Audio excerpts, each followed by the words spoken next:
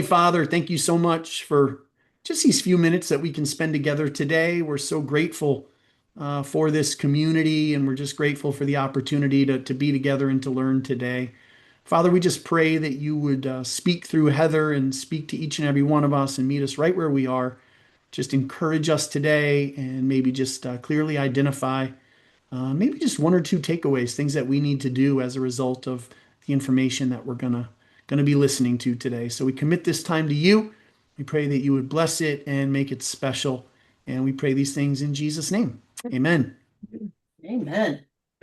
Amen. Well, we are excited that you're here today. As Jonathan prayed for each of you, we do pray for you guys and your ministries, and we really believe in what you're doing. And that's why we're here today, because this is a topic, reoccurring giving and monthly programs, that I get really excited about, because I know that one of the biggest challenges that we face in nonprofit world is funding.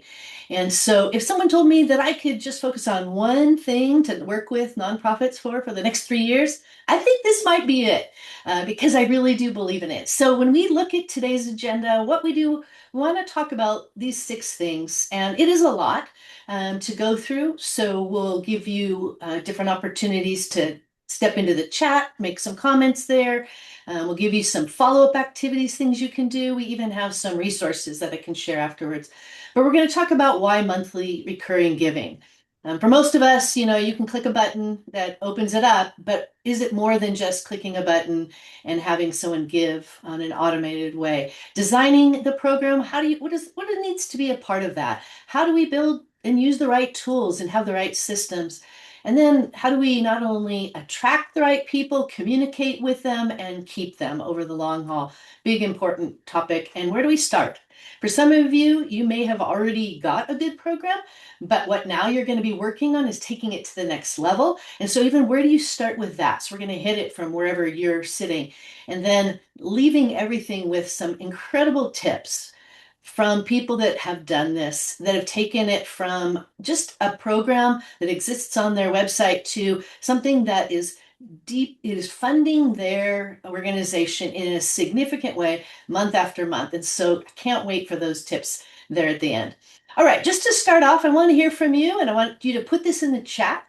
Just who you are. We see your name, and if your Zoom doesn't say your name, go ahead and put that. But what organization are you with? Why are you here today? I mean, you're a busy person. You have a lot to do. There's always a ton to do. Why is this worth your time? What are you hoping for?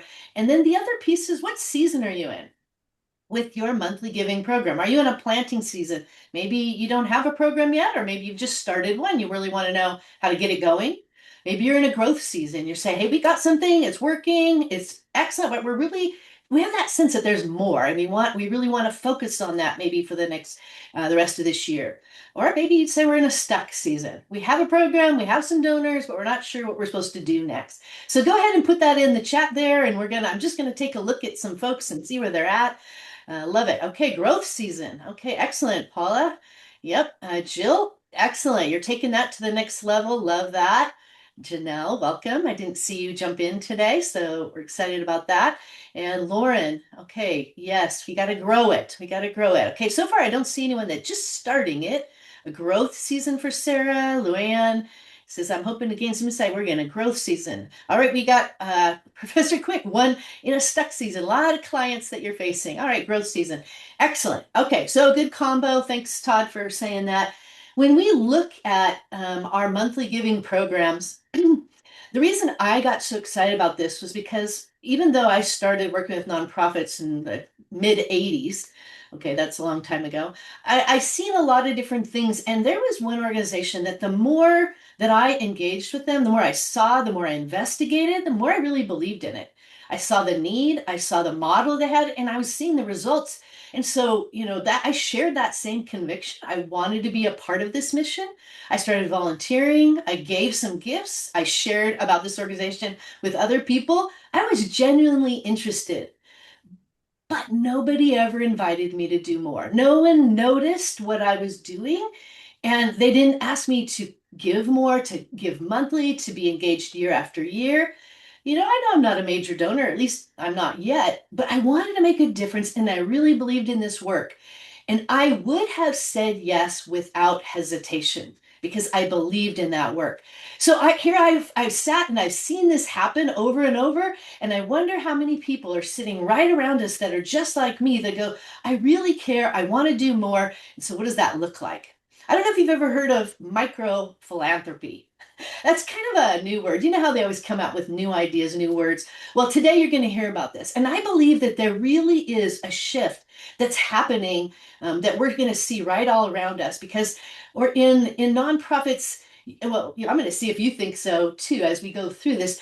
But people care, and there is a growing number of people that want to make a difference. And you think about why do people give monthly? Well, that's it. They want to make a difference. They want to make the world better, but maybe they're not a major giver, but they want to show up with $5 a month, $10 a month, $50, $100 a month, something that they can afford. And over time, they quietly become that most sustainable force behind a mission. And think about the lifetime value of these micro philanthropists that really do care about specific causes and want to make a difference. So this is a growing thing. And if you imagine this with me, what happens if we build a large community of micro philanthropists? What does that do for the cause that you have, for your month to month ability to plan and rely on the kind of income that can come in from micro philanthropists? So we're going to come back to that over time, but we want to jump right in to this idea of building your reoccurring giving program makes sense. It does make sense if you're building it. And I want you to think for a second, if you had to explain to your board, your boss, maybe your team, you're talking about monthly giving and spending some time building it and taking it to the next level. Why does it make sense? If you've got some thoughts on that, throw those into the chat. We want to learn from each other. Why does it make sense? What is it that means the most to you as a leader in your organization that says, I want to do this because here's the impact that you're going to see having? So throw it, if you have some thoughts on that, any big power ideas that you want to share that you have gotten somebody all in on, put that in there because we want to come out of today with this confidence that we can communicate with others why this makes sense. All right, I'll give some people some time to do that. We're going to jump into a little bit of research because maybe you don't have a little short statement you can roll off your elevator speech to somebody about why. But look at this thing. We all know this, we've seen this. Yeah, I love that. Building a movement to make a global impact. Oh, love that. Love that, Paula. So when we look at this, we know this is a harsh reality in fundraising. We go and spend a lot of time and energy to raise up new givers, and this is a stat that just kind of shocks us. 20% of those new givers will ever give again. That is a lot of work and a lot of time for a very low return. So when you think about that, you go, all right, so then what do we do? How do we make this something that we're not just wasting our time because we have 80% of the people that are falling off regularly? Well, when a donor gives a second gift, 60% of them will continue. So already, if we can move a person from just giving a single gift to a second gift, we've taken that retention capacity and increased it 3 times. So that makes sense that we'd spend energy as different leaders in organizations, development leaders, to get a second gift, to do whatever we can to get that second gift. And then here's why we're here today. 80 to 98% people who are giving by a monthly giving program automated will continue to give for years. Now, there was a guy that I was listening to in a podcast. He's a doctor. He leads a nonprofit that has no staff. They're all volunteers and board. And he said, when I was looking at my nonprofit and I was thinking, how am I going to spend my time and energy because I don't have any staff? He said, I saw these stats, these 3 stats, that's all it took for him. And he said, I know where I'm going to spend my time. We're all sharp here, right? We don't have time. So where we want to spend our time, it's with those people that are going to continue giving. And it is the lifetime value of what the monthly giving on a reoccurring basis will give us. The stats say that 93% of nonprofits operate with a budget under $1 million. So that is the majority of nonprofits in the US have a budget under a million. And 32% of those have less than 3 months of cash on hand. So not only do we want to raise money that is consistent over time, that is going to be something we can plan on and depend on, but we're also having the capacity to develop more stable cash flow from month to month. Does that sound good to anybody?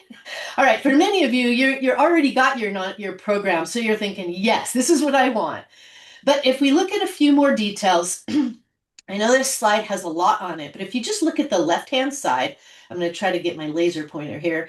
You can see that for one-time donors, we saw those same two statistics, 20%, and if you increase it, it can go to 46% if you get, that's the average retention of somebody if you can get them to give a second gift. Their average engagement is 18 months. So that's not even a commitment for a long time. And typically out there, stats say that the average gift size is about $125. So some will give more. We're not talking major donors here, but the average gift size, $125. That means their lifetime giving is about $250 to $500. Now, when you compare that to reoccurring donors, notice this says 80 to 95%. Well, I'll tell you, Dr. Sanjay, he did a fantastic experiment in his organization when he committed and doubled down on monthly donors, and he has 98%. And I saw over and over many organizations that have fully committed into this monthly giving mindset have up there in 98%. So they're on the top end pushing this up, but 80 to 95%. And that means, like, let's say their engagement time is often 5 to 8 years. That means that they're actually giving more than one-time givers. Because if someone's giving $30 a month, that's $360 compared to the average gift size of 125. Some of you already figured out all these stats and then you're just like, yes. But I don't know if you knew this one. About 50% of those people that are monthly givers make an extra one-time gift in an organization if asked. So not only are they giving regularly, but they give above and beyond. And when we work on our monthly donor and retaining them, even if it goes from 80 to 90% retention, that increased your lifetime value over 200%.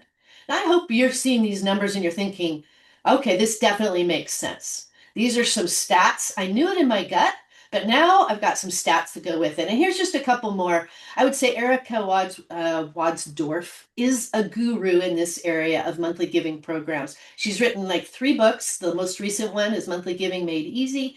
But she has a lot to say on this, and she's just saying, all right, if an average monthly gift is between 24 and 36, that's, over $250 a year. That is more than you would see in a one-time giver typically in a year. So she's saying, well, those are pretty low numbers. And some of you think, well, why such low numbers? My average gift is 100. Okay, great.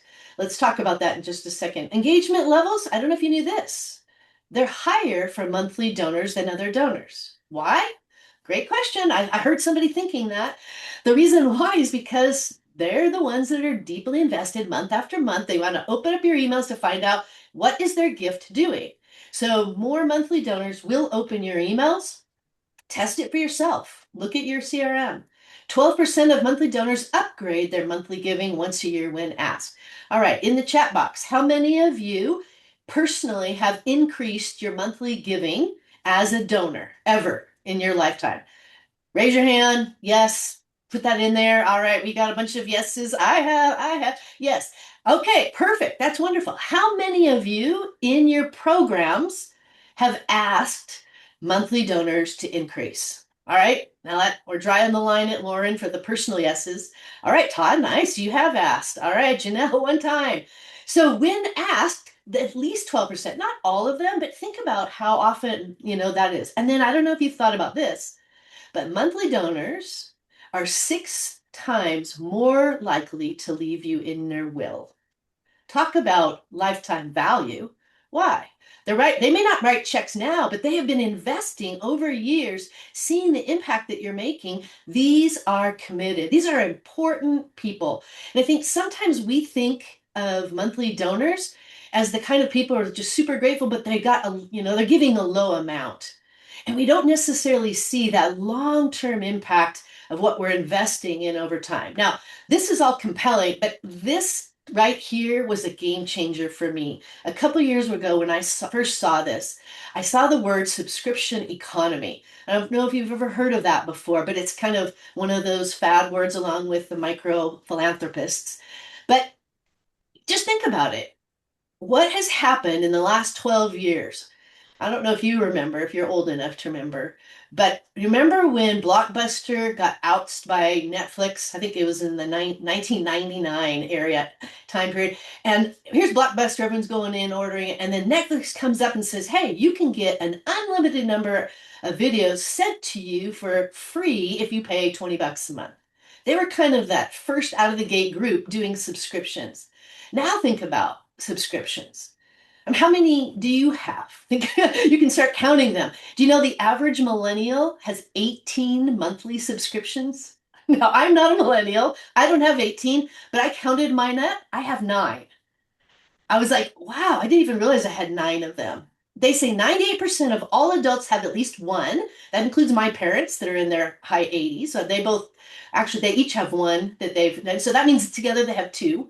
The average American has between 6 to 10. How many do you have? See if you can count them up. Put it in there. How many subscriptions do you have? Think about that impact on business. There are some businesses that were going to go out of business, but they shifted to a subscription model. And subscriptions are good for business. In fact, subscription industry has outpaced the S&P 500 4 to 1 in the last 4 years. That means that there is a lot of money that is creating this sustainable income generating in businesses that are out there. So yeah, at least 25. Wow, Lauren, go for it. Personal 15. Okay, good for business. But if you think about that, this is what's happening all around us. And so what does that mean for charitable giving? In the last 10 years, we've watched people become more confident of, spending money online, giving online, putting our credit cards in there. Time will tell how safe that actually is for all of us, but we're doing it. We've gotten more confidence in it. We've got software that allows us in the nonprofit world to make this easier to have reoccurring subscriptions. We've got CRMs that are making it easy to be able to track people. There's a lot of free resources out there right now talking about monthly giving programs. And you know what? 45% of all of our donors are already enrolled in a monthly giving program. And that's just one. How many are you in? I counted out how many monthly giving subscriptions I have, and I was shocked. I'm not even going to tell you how many they were. But that's because it is becoming a way in which people who want to make a difference, people who are generous, people who are thinking about how do we grow generosity, and in our context, in Kingdom of God context, people who want to see the kingdom grow and to influence people and bring healthy, whole people into the world, they want to make a difference and they are going to do it little by little. So right now, I would say the time is now. I don't expect you to see any of those numbers in there. It's just to see that there's a lot of different areas in which subscription economy is growing. And it said that from 2020, moving on through to now, there was started a 25, 26% increase in monthly giving. And when you moved into 2021 and 24%, in 24, it was 31%. It keeps on growing. They are suspecting $1 trillion marks that are going to grow in the next 10 to 15 years because of subscription. So monthly giving and subscription, a lot of, this isn't all new. So the idea of monthly giving isn't new. I mean, this was back in our beginning of our nation's starting when missionaries first said, hey, can we get people to partner and to actually have that one-to-one, I'm going to sponsor a child. And the first one was some missionaries going to India. And that was in the 18, in fact, they just had a birthday for subscriptions for monthly giving, May 24th, and that was 211 years. But this is the future of monthly giving. So I would say to us, it's not just an incredible opportunity that's going to be growing for us. and it's going to open the door. But I believe that as nonprofits and that our faith-based, God has given us an opportunity to bring people with us in the great work that we're doing. And so in addition to you funding the great work you're doing, you are also helping to grow generosity in a new generation. We have the old generation. There's a transfer of wealth happening right now. But this younger generation, how do we engage them? They are all in on subscriptions. And so for us to look at this and say, how do we engage people? It's through subscriptions that are accessible, that are low enough that people can create value. They can say, we are making a difference in the world. And so that asks a question, then why do people quit? Why will they quit in our world, in the charitable giving, monthly giving? It's if they don't see value in what they're giving toward. So this takes us how we need to move forward. Okay, one thing I'd say here, I just want to introduce you to a few of these gurus because if you're really interested, you could dig down and listen to Erica, look at here. Dave wrote this book on the rise of sustainable giving. In fact, he started the Center for Sustainable Giving this past year. And he talks about something that I just wanted to highlight, and that is that we have kind of in our nonprofit world a single gift mindset. We don't talk about it necessarily, but he says here, we don't even think about it. But our default assumption that is a donor is going to give a gift, maybe just give one gift and then move on. That's that 20% and then disappear. But then he says, well, maybe they'll give another gift. And that would be our hope, get a second gift. Or maybe they'll give two or three gifts if they're super interested. That should be an indicator for us that they're super interested. But then there's always that checkbox that they could make a reoccurring gift if they want. And some people it says, if you want to, show your support. So it's a very soft idea. That comes from a single gift mindset where we just believe that that's what it is. But what if we broke that mindset?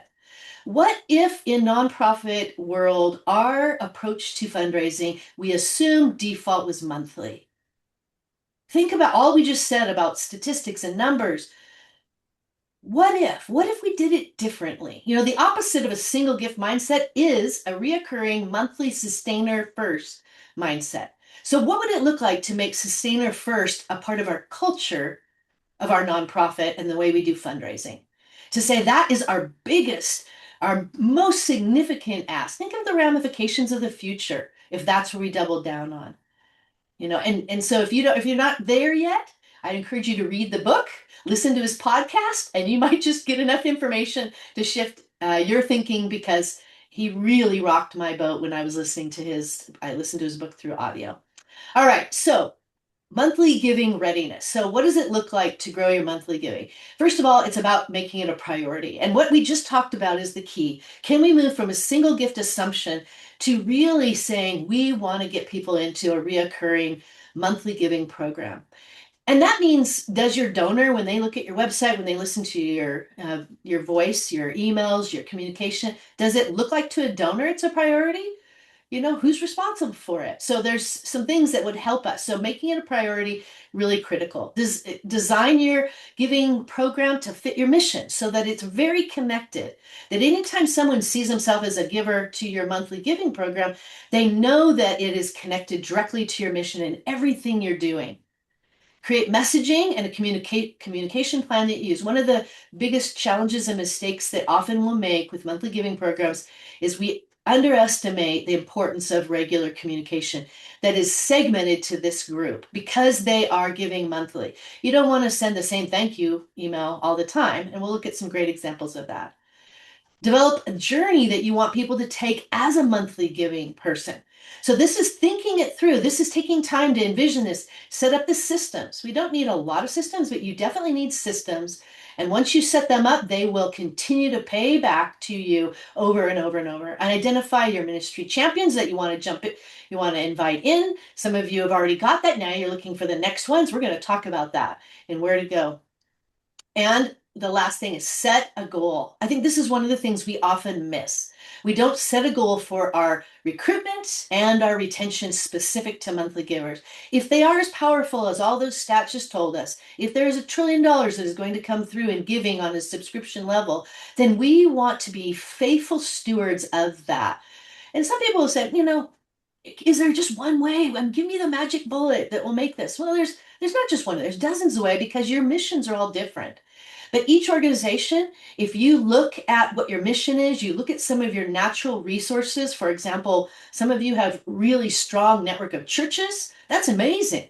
But how do you leverage that unique context for you? How do you leverage the unique environment that you are in to really build your monthly giving program? So speaking of readiness, here is an incredible opportunity free for you.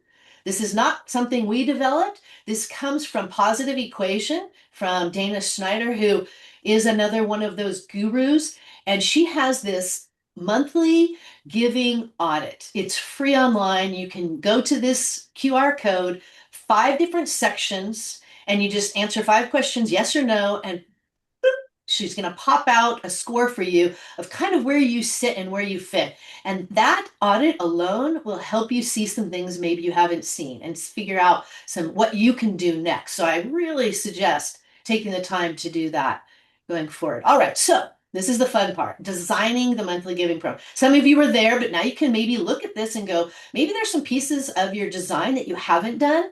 And you want to start to think about, oh, right, we need to give that a facelift. But to start out, if you design it, you really want to take that time to envision it. Think of your army of micro philanthropists that are fulfilling your mission month after month, doing this together. What would that community be accomplishing? What's the story of your monthly giving group? What's the identity of them? So when you envision this group, you really want to come up with a clear identity framework. This is different mindset than just having a button you click and go, I want to be a monthly giver. You're actually creating a community mindset that is around an identity of a group of people accomplishing everything together.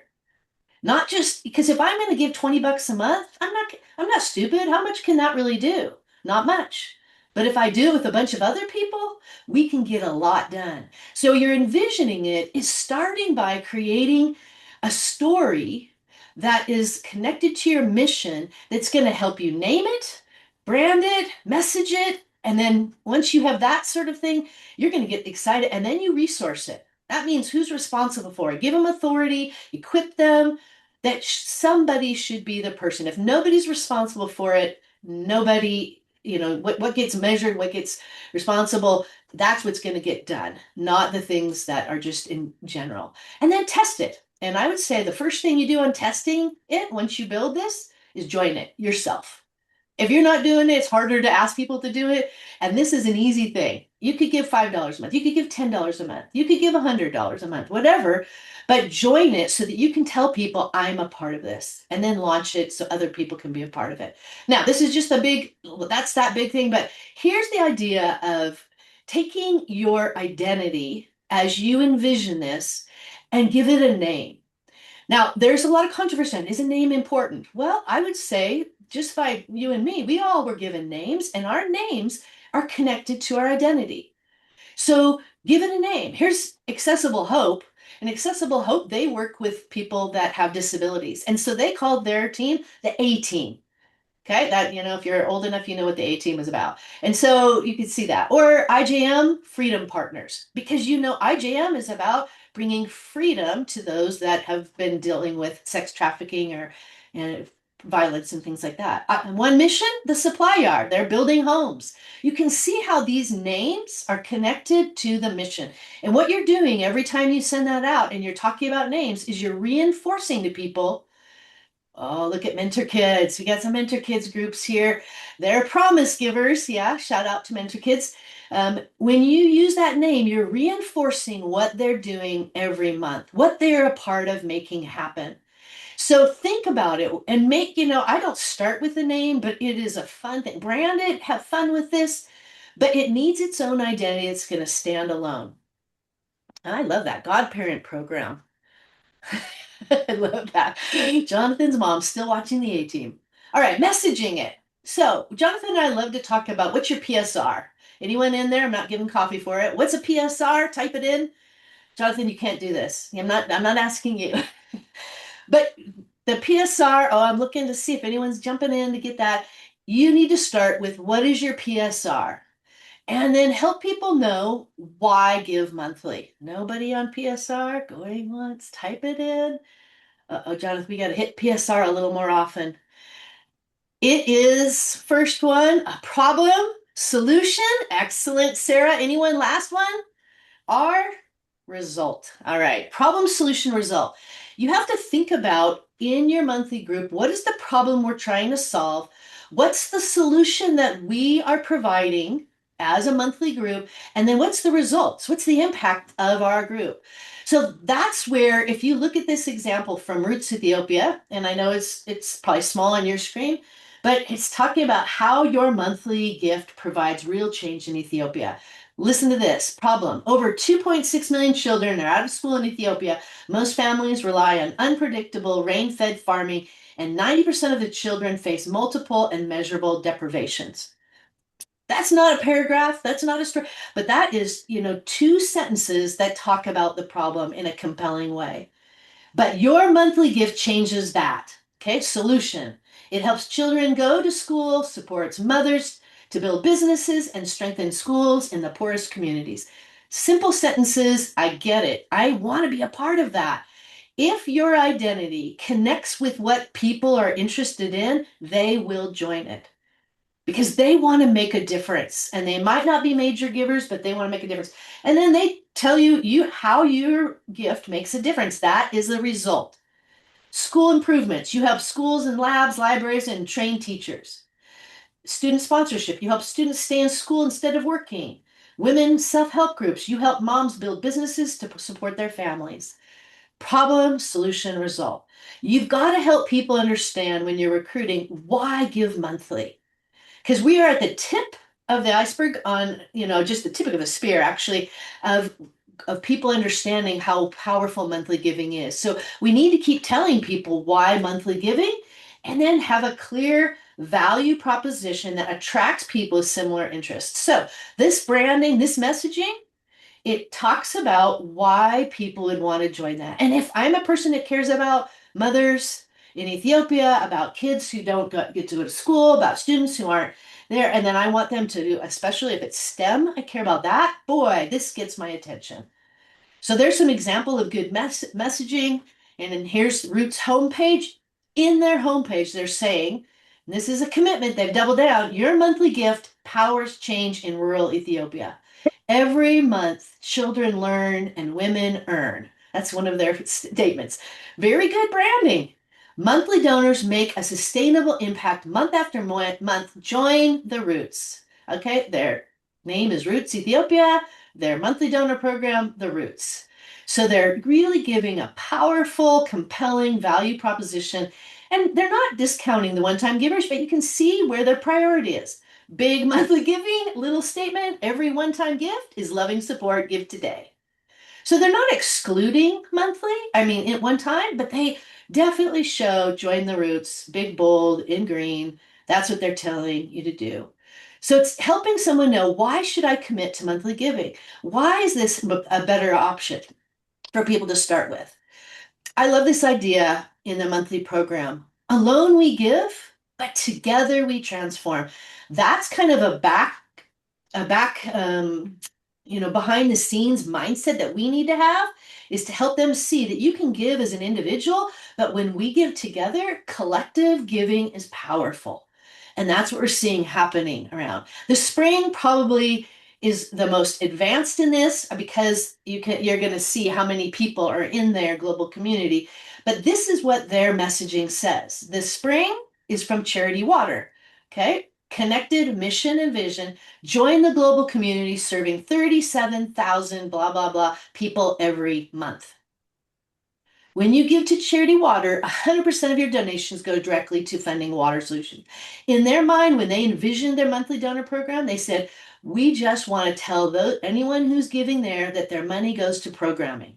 100%. They raise money from foundations and major givers to run their operations, but 100% of their giving program is going to give to their programs.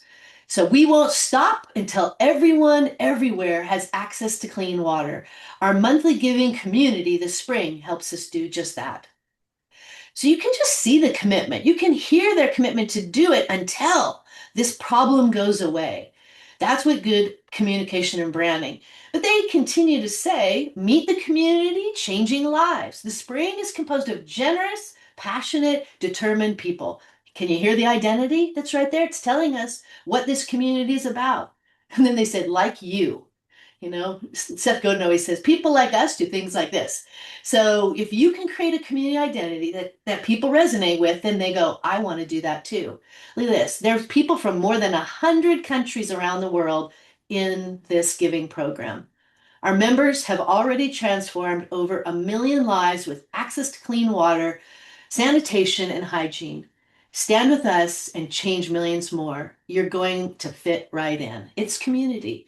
They're not getting together, having a party, they're not having a picnic, but it's a community making a difference. And then they have donor testimonies. So you can actually see yourself in one of these donors if you take a look at what they're saying. So, follow up activity. What's your monthly giving program called? If you've got a name for yours, because we got a bunch of people who have got theirs here and we haven't talked about it already, type it in there. We love to get creative names. What's your monthly giving program called? And then the real question is, what's its story? What's its purpose? What's its identity?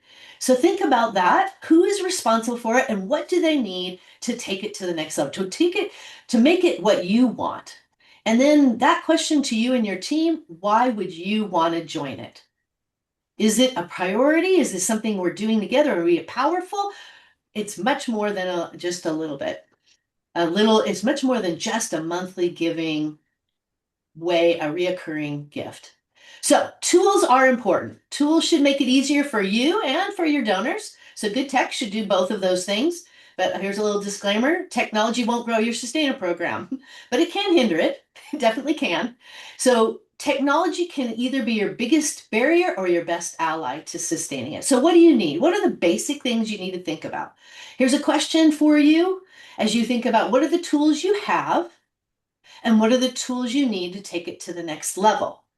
For some of you think, okay, we've got a good processor that lets us create its own individual page. Awesome. But maybe you're struggling with your CRM to be able to create, to tag, to group, to tag, to segment. What do you need to do it? A good CRM is very critical that has nonprofit fundraising functions. If you have a CRM that's for churches, you're going to struggle because churches have people that give, they tithe, they set that up. It's a very different context than in a nonprofit world. I really encourage people to look for the right CRM. Put in the chat, what CRM do you have? Do you love it? Would you recommend it? Put it in there so that other people can see what CRMs are great. We have a resource that talks about different CRMs. And I will give a shout out to Give Butter because number one, it's free if you're just starting and you have under 250 contacts. And their regular giving, when you give to them, if you up it to pro, then it's a very reasonable amount of money. They just celebrated monthly giving week, May 18, 11 through 18. And guess what they did? They gave $10 to organizations for every new monthly donor that they gained that month. That's pretty awesome. Their community actually increased and generated, there was 473 nonprofits that did that, and they generated over $60,000 in new giving, and Giving Butter gave over $20,000 of funding to those organizations. So they see the value. We see a lot of other Give Butter. There we have little green light, Bloomerang. All right, excellent. So there's some very good. Virtuous is excellent. Fundraise Up is an excellent, also a processing platform that helps people. You need a communication platform that'll help you. Some of them you can communicate right through it. Heather, do you guys communicate through Bloomerang or do you use a separate one? Yeah, go ahead. Both. Okay. And a live communication platform. So that's what we're on, Zoom, so that you can connect. A great accounting system, Dirk, gotta love that, right? Having something that helps you design so that you can take your identity and even simply make it look good. And then even collect, share stories. Here's a few that a couple of organizations have used that are really working with 0 staff to 1. So we're not talking those of you that have a development team. This is even the very basics for those of you that are just doing this all by yourself. Great tools could help you. Anyone else, another tool that you have found super helpful for monthly giving programs to facilitate anything? Put it in the chat. Zephy, okay, yep. It. I'm glad that you're enjoying that. We have found a number of challenges with Zephy, so if you've loved it, I love that. All right, excellent. And Web Connects, Janelle, is what do you use that for? Is that for your communication? I'm not familiar with it. Just type that in there. Ah, a giving platform. Okay. Excellent. So here's what I wanted to throw out there is a couple of things is optimize your website for monthly giving first mindset. If you're going to make that shift that's going along with having the subscription mindset and to catch that, you want to make sure that your website reflects the story that your messaging shares. This is back to Roots Ethiopia. You can see right here on their website, on their homepage, in that top green thing, every month, children learn and women earn. Same statement, become a monthly donor and join the Roots. They put it right up there. That shows me this is a monthly giving first mindset that they have. If you click on their donate button, you're going to go down and see that. If you click on ways to give, you'll see monthly giving is right at the top. So you're committed to that. And then you can see the other way. So it's not that they're discounting it, but that messaging should be clear and simple with what you said, with a really clear value proposition that people understand what you're doing. So, they do in this group, they want you to make a gift they want you to join the monthly program, but they also make it easy to join one-time giving. So here at the bottom of their page, I love this. It shows it's secure. It shows that this organization is trustworthy. But they said, we are change makers who work together for good. Join our movement. See what we do. I want to make a monthly gift. So you can see throughout their website, this is a priority. There's no question that this is the way that they're leaning. They just believe in it that much. And then they've got more messaging that goes through this. This is right on their landing page that talks about if you scroll down past the fold, your monthly giving is the most powerful way to support. So they're saying, of all the ways, do it this way. Monthly giving, our monthly donors are the heart of our mission. So they talk about a vision of an unshakable, poverty-free world. So they're just communicating who they are and what they're about. And then they say, when you join the Roots as a monthly donor, you help kids stay in school and moms grow strong businesses and help families move forward with determination and confidence. This is the power of your monthly gift. I know you might be thinking, I'm going to go join the Roots. I tell you, I like to test different things. I have never joined it because I'm curious to see what she has, what that process has been looked like. So optimizing your web page to say this is a priority, that's your website, but then optimize your giving pages and your forms. Right here on the top of this giving form, it tells what their preference is. Would you consider a reoccurring gift? Ongoing monthly support lets us move forward on supporting our CACs, which is an internal thing that they are, and helping kids in need and less on fundraising. So they have a proposition that when you go to their giving form that says, here's our suggestion, and then they have a default of monthly first. And we could have a conversation about the pros and cons of that. But if we're trying to shift from a one gift mindset to a monthly giving first, then you do default there. And if people accidentally do that, I was talking with a gal yesterday and someone had given her a $4,000 gift and it was defaulted to monthly. And she goes, what do I do? And I said, call him up and go, we thank you for your gift.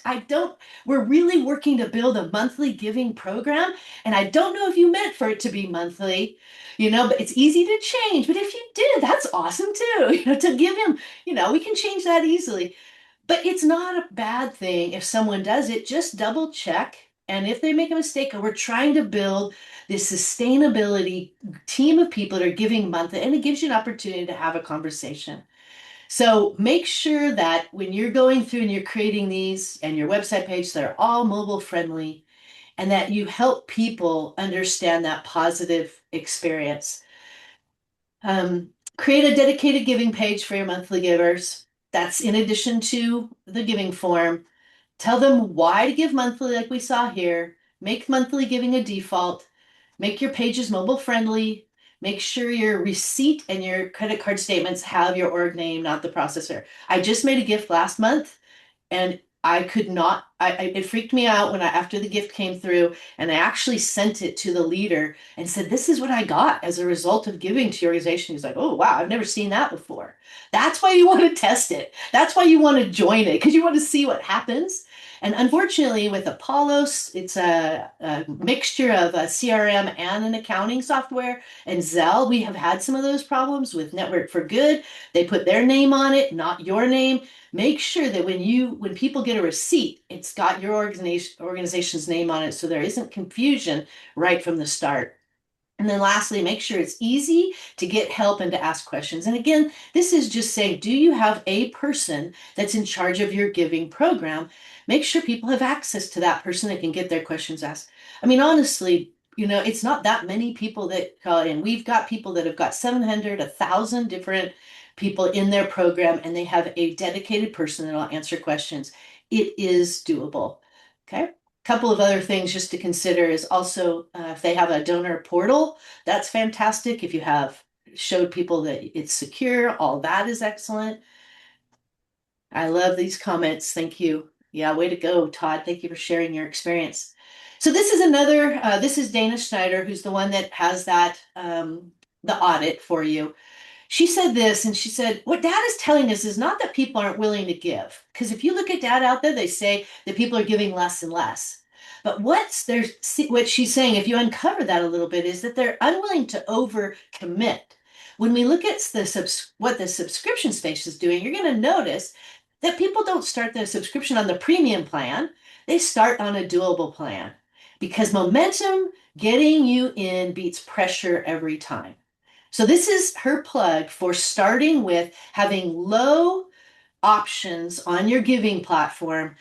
So her prediction is that the future of monthly giving programs is lower monthly entry points will become standard and will lead to a higher lifetime value, especially if we're asking people. So when you're optimizing, you want to start with that lower one first and then go for it and see as you continue to build that connection, keep people engaged, keep people retained, then they will continue to give more and more. Remember the idea of micro philanthropy? Communicate big value of small gifts, many but mighty. I love that idea. Small steps in the right direction matters. It's this idea of collective giving I like this idea, petite gifts. If petite gifts over time become a major donor contribution, yes, let's say yes to that. Communicate the power of collective giving, including petite gifts. Every drop in the bucket fills it up. So that's what collective is. Many hands make the light work. This is stuff that when World Vision started with sponsoring kids, they saw this beginning to happen. Operation Smile's been doing it. Urban Bridge just did a big $10. We wanted 10 people for $10, and they got 27 in a month focus. So getting these people to start, and not only those guys, but one of our own, Go 10, they did their own little version of, we're looking for 100 people at $10 per month, and for every new monthly donor, we're going to get a $100 bonus. Listen to what they're doing. They're promoting new monthly givers with a match or an extra amount of money. They're doubling down saying recurring first is what we want to focus on. So they talk about why the grid, because that's the name of Go10's monthly giving program, transforming lives to the power of collective giving. Each monthly gift contributes to real change. Refugees learning English, gaining employment, building connections in their new communities. So you see that they're really motivating this idea. And then Charity Water, this is what they do. They're all focused on monthly giving.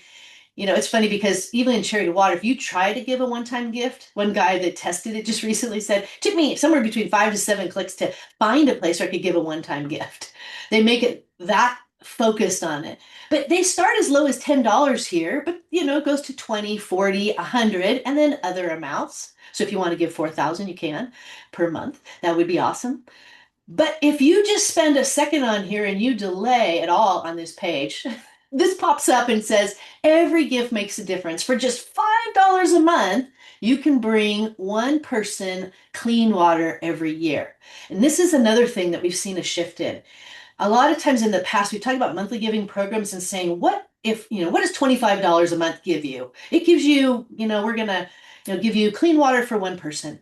They said, if you're really thinking monthly giving impact, you want to think the year because they're giving throughout the year. So instead of just saying one, so when they highlight their $20, it says $20 it is giving monthly giving for an entire family throughout the year. And $5 is for one person for the whole year. So instead of talking about it just per month, they're giving a monthly donor the view of what their gift over the whole year is doing. That shows a sizable impact. So micro philanthropists, they want to make a difference, show them what their petite gift can do throughout throughout the entire year.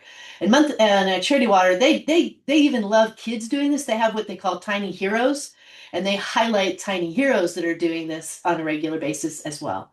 So, not going to overstate this, but technology alone can't create connection, but and it can't create trust and belonging, but it can help support all of that. So systems and platforms are going to help you get the job done, but then you want to help build relationship through those to make those accessible for people. All right, this is critical, and I'm looking at my time, running out. So, building a framework for communication. We've hit this in the past, and other times we've talked about retention, but this one I created specifically for the first 2 weeks. And when you think about your journey, I want to highlight this first step right here, and that is when somebody clicks, oopsie, back, my laser pointer. All right. When the donation is received, somebody has made a decision to commit to give to you monthly. Think about what that is, what that thought process is like. They're excited. They're joining your team. They said, I care about this. Is the immediate response fitting to that excitement? All gifts have a page that you actually what's it called? I just lost my word, that it goes directly to, and it's just an automated moment, not the receipt, but it redirects. That's the word I'm trying to think of. It redirects them to what? What does your redirect frame say when someone chooses to become a monthly giver? That's one of the best moments to say we're celebrating with you. I'll never forget one time I bought something for my dad, and I got this immediate automatic, the whole warehouse is celebrating. It was something stupid I bought, but it was like the whole warehouse is celebrating because Heather just bought this one thing. And I was like, whoa, that's a little over the top. I wasn't that excited. But what do people experience immediately when they click the button? Then what does their receipt say? Can you segment? This is where your systems, your platform, segment your monthly donors so that the receipt, the response is, thank you for giving monthly. This is the most powerful way you can make a difference for those in transitional housing. What does that say immediately in their receipt email? And then take time to do a phone call. I made a gift last month to an organization that we love here at Venture One Nine, and it was just a one-time gift. And I'll tell you, within an hour, I got a phone call from the executive director. How many gifts do you think were given that day? How many phone calls did he have to make? I asked him. He said, you're the only one today. He took the time and he made the phone call because it was that important.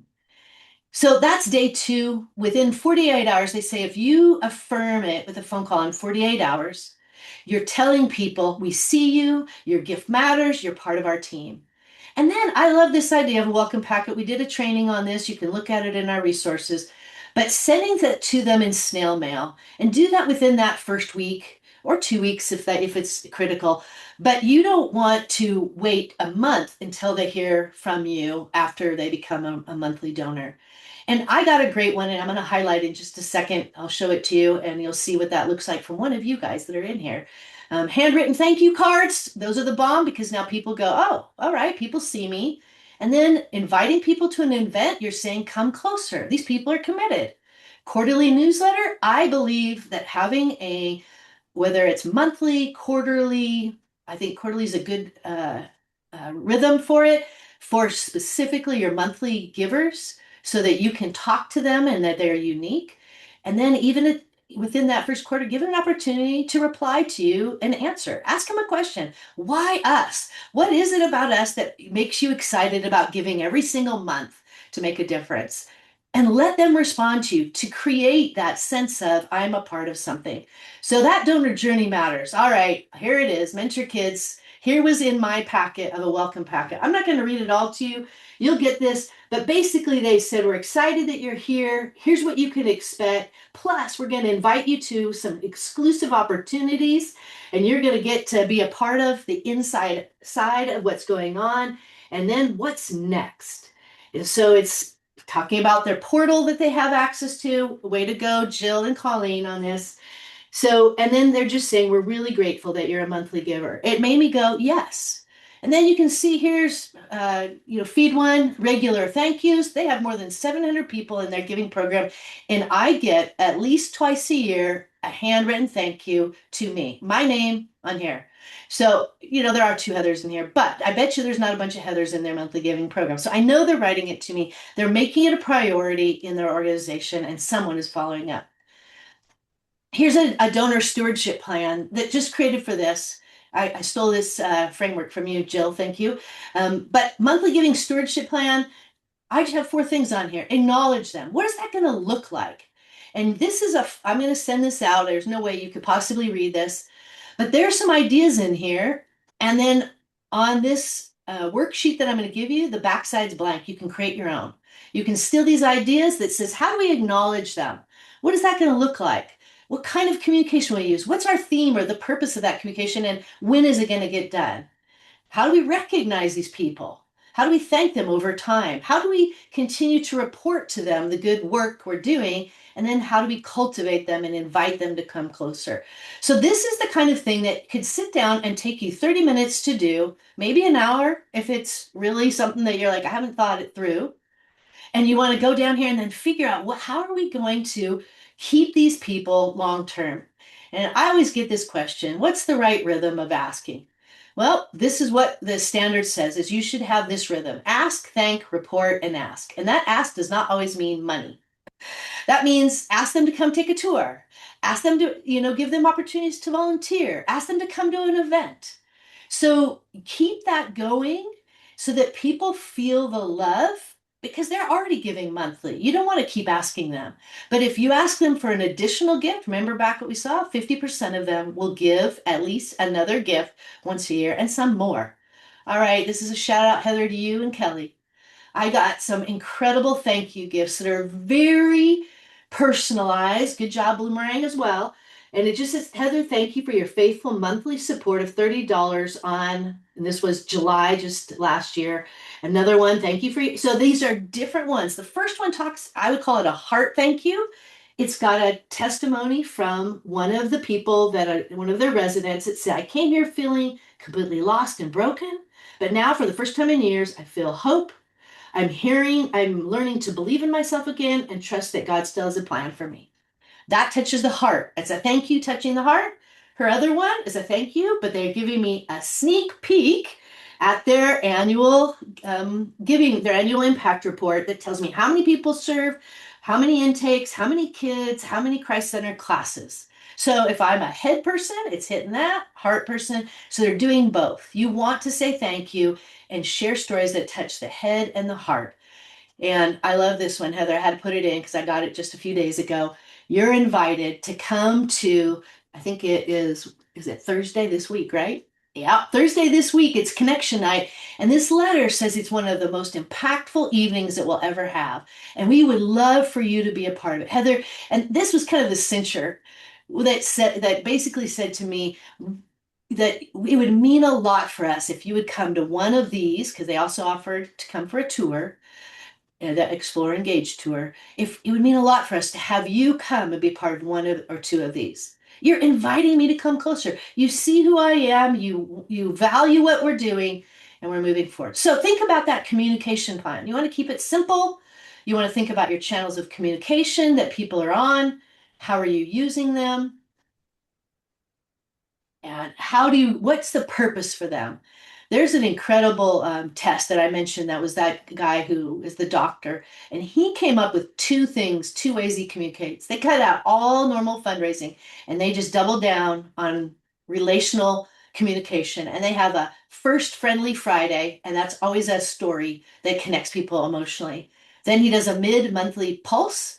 That is a simple metric to build trust and transparency, and they touch to the head. So keep it simple, but have a clear purpose of what you're trying to do and how you're trying to do it. Roots, they did this awesome thing, and they had a lead magnet that they used to with a cookbook for Ethiopian food, and they got a whole 800 email subscribers, really creative. That's how I found them. And every Friday, they send a photo that literally is all that's on here. Coffee ceremony for you. If you've ever been to Ethiopia, you know how important a coffee ceremony is. Why? Because you're our neighbor, our friend, and our loving and supportive community with gratitude. And then what does she do? Monthly giving first. Monthly giving equals predictive support, real progress. That's to their general community. I've never signed up yet, but I keep seeing why I should join it. So she says, why join it? And it explains the why. P.S. I love this. It takes less than a minute to become a monthly donor, but it creates a lifetime of change for kids and communities. They're really telling you this is critical and important. All right. So if you take your whole identity, you add some simple tools and you add some curiosity of what's possible, you will find you will start thinking and acting differently, and you will be in line to be a part of that whole subscription and influence generosity for the future. So take some time as a follow-up activity to think of a relational approach. How is it going? Is it simple? Is it working? And what do you want to do? So for those of you just starting, here's or not just starting, as you want to go, you want to start with your inner circle. If your board's not a part of this, you need to get your board on and explain why. People who believe in you, people who are already engaged, volunteers, people that come to events, why should they be a part of your monthly? Lead with that. Help them see it. People that are showing up and clicking on your social media, that's people engaging or following you, or people are just familiar and heard of you. So each of these areas are groups of people you want to highlight. Now, for some of you that want to go to the next level, look at your CRM. Who is giving more than once per year? If that organization that I told you about at the beginning would have looked and seen that I gave 3 times in a year, that would be an incredible indicator that you would want to invite me in more. Donors are giving by credit card because they're already doing it. Why not set it up monthly, break it down for them? Or maybe they're giving through different channels. So these are things that you can look for to go, who are these people that we can look at what they're telling us that they really care about what we're doing. We're starting people already excited. If you want to do like Roots and create a brand new focus on them, you can do that. But what about people that you don't have time for, that you spend 90% of your time on your current donors and major givers, and so what are the 90% of your donor base you can't touch? Then these are people you want to invite them into monthly donors. People attending events, people that are connected to your social media. Those are those outer circle that you want to bring in. And I'll tell you, highlight this for younger donors. They do monthly subscriptions. They get it. Show them what the impact is. 52% of all millennials say they're interested in monthly giving. If you want to get in that connection, help them see that. So the what and the when, you know, do it. Do it January, May, conversion times. Fridays and Saturdays, people tend to read more of their email. That's what we're hearing and seeing. So if they've experienced it, if they have good donor care, good stewardship, they're going to stay connected to you. If not, give them some donor love. Report on what their giving has done. Share a meaningful story, head and heart. Invite them to attend an event, and then ask them to be a monthly donor. And keep encouraging people to come closer so they feel that they're a part of it. I'm going to let you see these ones because you can look at them afterwards. We're out of time now, but I would really encourage you go on. Those of you that have a monthly giving, what would it look like if you really had a sustainer first mindset in all of your communication on your website?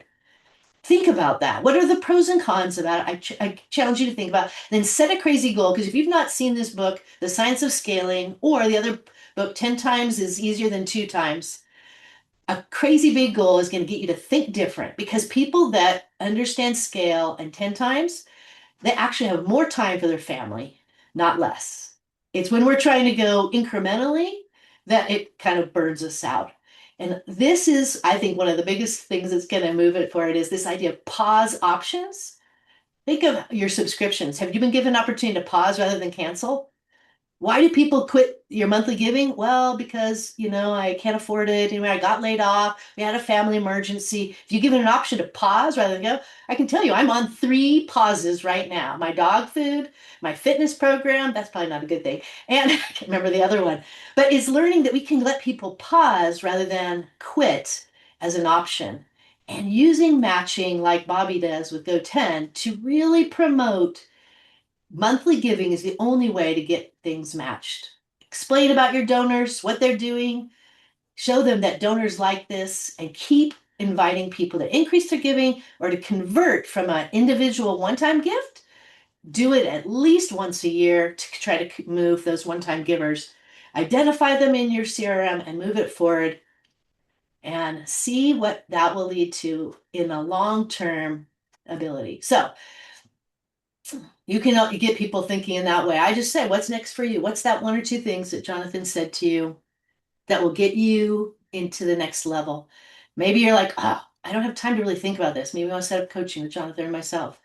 Maybe you really want to learn from some of these other gurus and you want to email me. Tell me that. I'd be glad to do that. Maybe you need some leadership buy-in for a reoccurring first priority. Think about what that next step is for you and then take it. And then once you get that one done, what's the next step?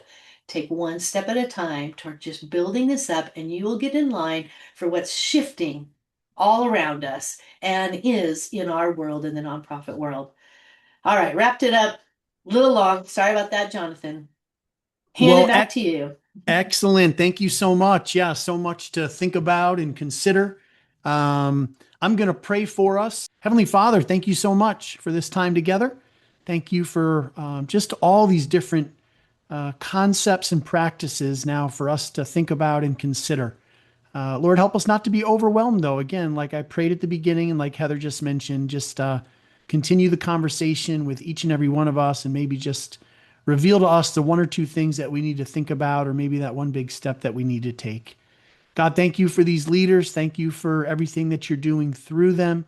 And God, we just pray that you would bless them in a special way as they continue to work to build your kingdom. Thank you for this time together. In Jesus' name, amen.